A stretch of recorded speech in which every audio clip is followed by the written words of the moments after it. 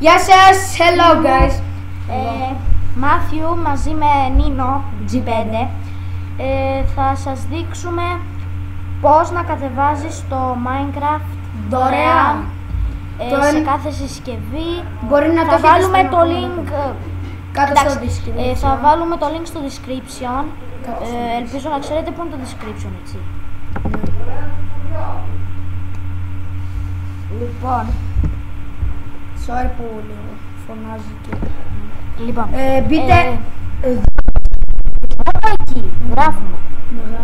Γράφουμε με D.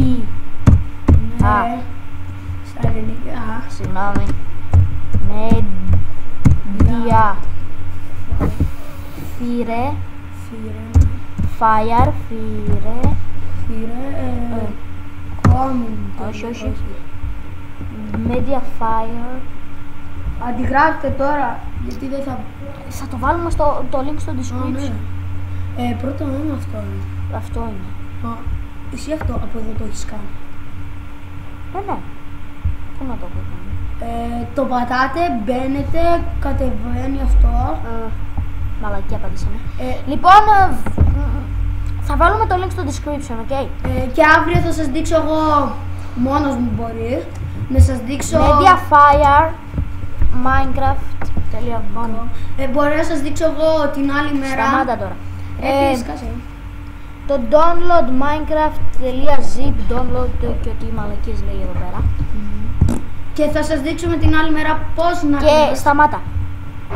Και πατάτε αυτό. Εμείς το έχουμε ήδη κατεβάσει, οπότε γιατί να το κατεβάσουμε ξανά.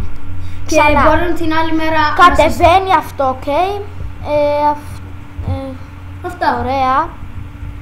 Αυτά είναι. Παιδιά, την άλλη μέρα μπορεί να σας δείξουμε ότι...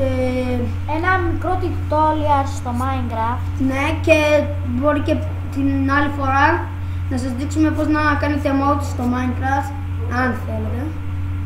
Λοιπόν, κάντε like στα κουμπάκια εκεί κάτω.